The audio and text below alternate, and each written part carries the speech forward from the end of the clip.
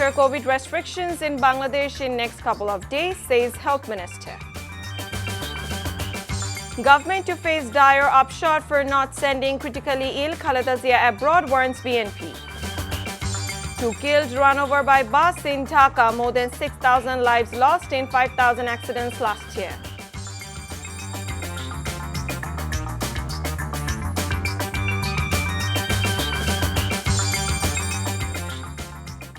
Assalamu alaikum, this is Nusrat Islam welcoming you all to Evening News. You have just had the headlines, now let's move on to the details.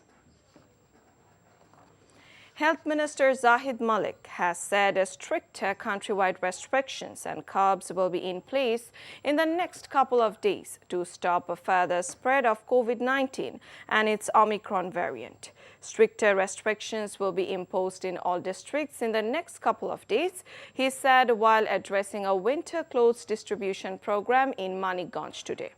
Malls, shops, markets will have to shut down within 8 p.m. Public transports will operate at a half passenger capacity, the minister added. However, he said the government is yet to decide on the closure of educational institutions across Bangladesh. He said schools will remain open for the time being.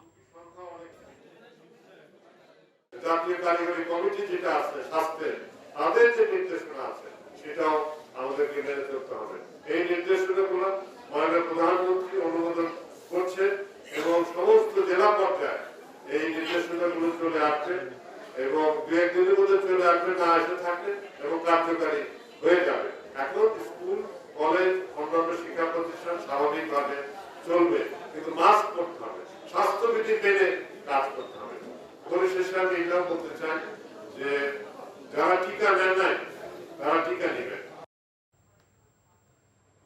BNP Secretary General Mirza Fakhrul Islam Alamgir has warned that the current regime will face dire consequences if it does not send critically ill Begum Khaleda Zia abroad for advanced medical treatment. He came up with a warning while addressing a party rally in front of National Press Club today. The BNP leader also urged all political parties to get united to release Khaleda Zia and to restore democracy. On reaction to the Premier's address of the nation, Mirza Fakhrul said the outcome of the so-called development went to the fore of the ruling Awami League leaders and activists, not to the people. দেশনেত্রীর মুক্তি এখন হচ্ছে জনগণের দাবি। এটা গণদাবি। সব সময় গণদাবিকে অস্বীকার করবার জন্য অতীতের সরকারগুলোর যে অবস্থা হয়েছিল তাদের সেই একই পরিণাম বহন করতে হবে বন্ধুগণ।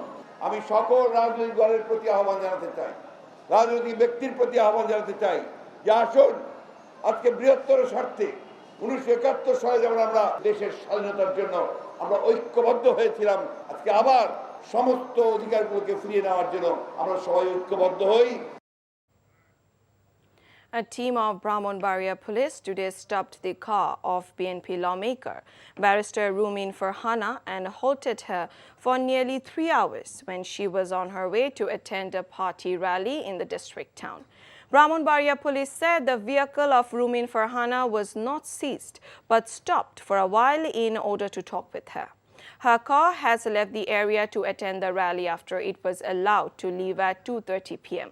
Earlier, the district administration imposed Section 144 to prevent any untoward situation after BNP and Juboleague planned rallies at the same venue. Later in the afternoon, BNP held rally in the Bortoli area of the town.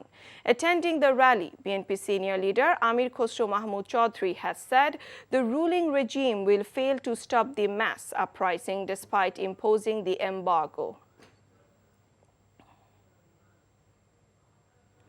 2 people have died after being run over by a bus in the Gulistan area of Dhaka. Police said a Megla Poribohon bus ran over 2 pedestrians who died on the scene in the morning. The bus veered out of control around 9:45 a.m. and ran over 2 pedestrians. 10 to 12 passengers on the bus were also injured as the bus veered off as it was coming down a flyover. Meanwhile, Road Safety Foundation said at least 6,200 people died and more than 7,000 were injured in 5,300 more road accidents last year. Of them, 35.23% were killed in crashes involving bikes, while 34.23% were passers-by and 12.69% were drivers and helpers, said the organization at a press conference at the Dhaka Reporters Unity today. Turkish Interior Minister Sulaiman Soylu has visited Rohingya refugee camp in Ukia Upazila of Cox's Bazar today. A special flight carrying him landed at Cox's Bazar airport around 8 a.m.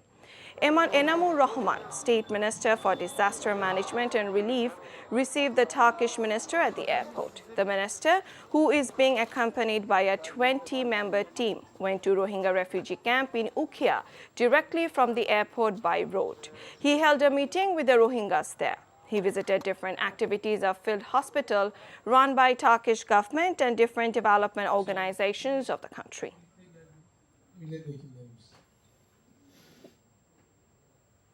Law enforcers arrested 6 persons, including the prime accused of a case filed over the rape of 2 girls from the Garo community in Haluaghat of Mymensingh later last month. Of them, RAB arrested Sulaiman Hussain Riyad, the prime accused of the rape case. Mymensingh District Police also said they arrested 5 accused from different areas. 3 of them, Sharif, Mizan and Rokon, were arrested from Gajipur Sripur, while Mia Hussain and Abdul Hamid were arrested from Mymensingh's Tarakanda and Haluaghat respectively. The 2 girls were raped by a gang of young men when they were returning home from a wedding party. After 3 days of the incident, one of the victims' father filed the case with the Haluaghat police station accusing 10 young men. International news.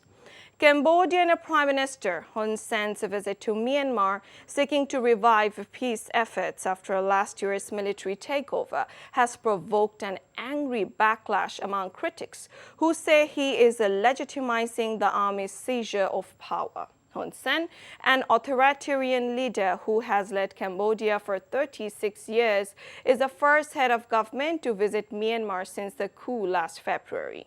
In his role as the current chairperson of the ASEAN, he met with Myanmar's senior general Min Aung Hlaing, who ousted the elected government of Aung San Suu Kyi. In their meeting, the junta leader told Hun Sen that Myanmar had extended a ceasefire with all ethnic armed organizations, according to a joint statement released late Friday by the 2 leaders. Now, cricket. Emboldened by their emphatic victory in the first test, Bangladesh now are eyeing more glory as they set a goal to sweep the 2-match series by winning the second and final game. The final test will start Sunday 4 p.m. Bangladesh time at the Hegley Oval in Christchurch. Bangladesh won the first test by 8 wickets, which was their first victory on New Zealand soil in 33 attempts across 3 formats. After the victory, Bangladesh now lead the series 1-0, which meant only a draw would help them win their first ever series victory against a major test nation apart from Zimbabwe on foreign soil.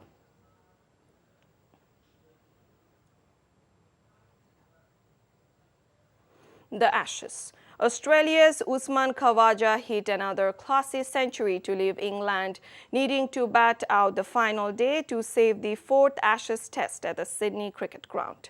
Khawaja made an unbeaten 101 from 138 balls to follow his 137 in the first innings, as Australia set England an unlikely 388 to win. With dark storm clouds closing in, England openers Crawley and Hasib survived a tricky 11-over and 50-minute period to reach a 30-0 at stumps. That is out. Wood gets Warner. Before ending, let's have a look on the headlines once again.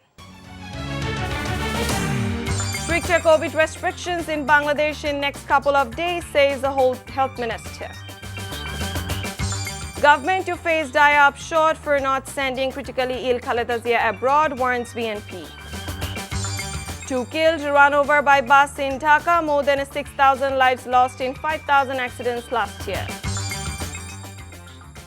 And that's all from the newsroom for now. To know updates, videos of this bulletin, visit our website www.ntvbd.com. Besides, visit our YouTube and verified Facebook page for updates of our NTV's popular programs and bulletins. Our next bulletin, Shontar Khabor, will be aired in Bangla at 7:30 p.m. Thank you for being with us. Have a good time.